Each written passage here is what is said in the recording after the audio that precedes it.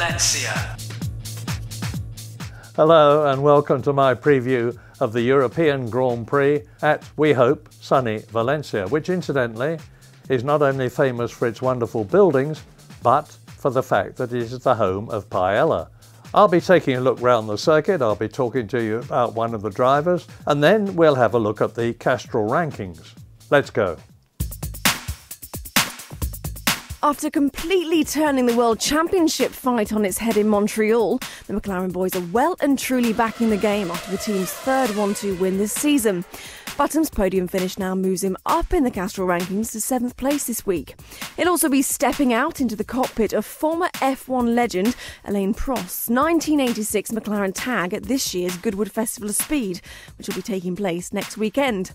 The Festival of Speed kicks off a summer of motor racing fever ahead of this year's British Grand Prix.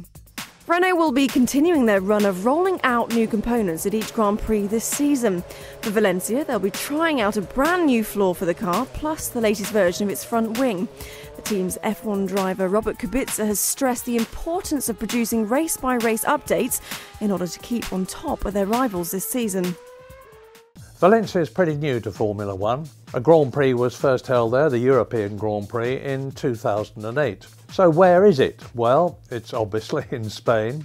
It's on the right-hand side on the coast, about halfway down, and it's Spain's third major port. It's the home also of some absolutely magnificent historic buildings. It's still new, it's still settling down. We haven't had the most exciting racing at Valencia over the last 2 years. Rubens Barrichello won last year in the Brawn, which showed that there was life in the old dog yet. But it should be the scene of some pretty good racing in 2010, because this year's Formula One Championship is turning out to be a real humdinger. So Valencia is going to be something to watch. The Valencia street circuit is one of the newer tracks on this year's calendar.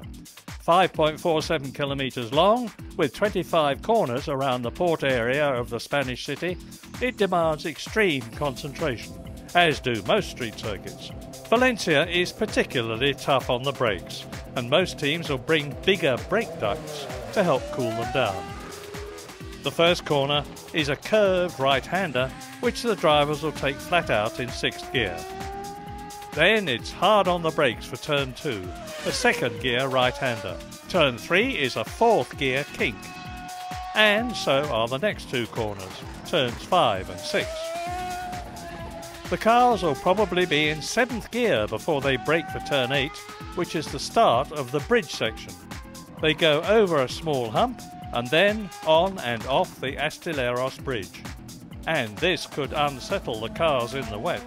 Then comes a 90-degree right before the track drops away and they head down a long curved straight.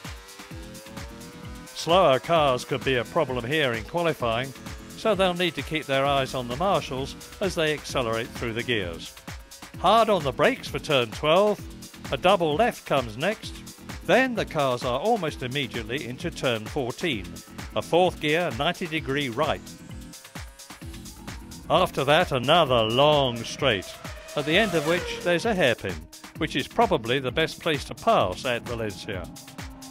From turn 17 through to 25, it's the most exciting part of the track, as the drivers take the series of corners almost flat out, reaching more than 300 kilometres an hour before braking into the final corner and back onto the start and finish straight.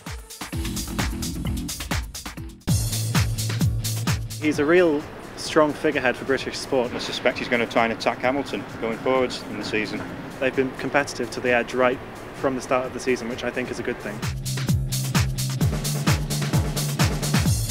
I've got an enormous amount of time for Jenson Button. He's friendly, he's cheerful. I had the privilege of being the Honda Formula One team ambassador for 3 years, and I saw Jenson in good times and in bad times, mostly bad times. And he was never perturbed. He never criticised the team in public. He may have given them a hard time in private. But he's a beautifully smooth driver, and he's getting the best out of the McLaren now. A lot of people wonder whether he was doing the right thing in leaving the Brawn team, with whom he became world champion, and joining McLaren. Well, he's really made his mark on the team. He's as quick as Lewis Hamilton, and he's friends with Lewis Hamilton. And that's very unusual for two drivers who are top men to be friendly with each other when they're in the same team. Watch out for Jenson. He's looking for his second World Championship this year, and he could well do it. So let's see where Jenson is in the Castrol Rankings. After his third podium finish this season, the current F1 World Champion Jenson Button moves into 7th place in this week's Castrol Rankings. Jimmy Johnson moved up to 4th place as the NASCAR Sprint Cup champion took his first road course win of his life at Sears Point last weekend. Johnson's winners nudged him ahead of World Rally champion Sebastian Loeb in the Castrol Rankings, meaning he now lies behind only Formula One drivers Mark Webber, Lewis Hamilton and Sebastian Vettel, who remains in the #1 spot this week. Well, this is Valencia's third year of Formula One racing, and the circuit should be much improved this year, particularly cosmetically. And I'm sure that we're going to see some excellent racing there. And there's some good shots there when you see the cars going around the port area and subsequently with the city background. So eyes down and watch out for a good Valencia.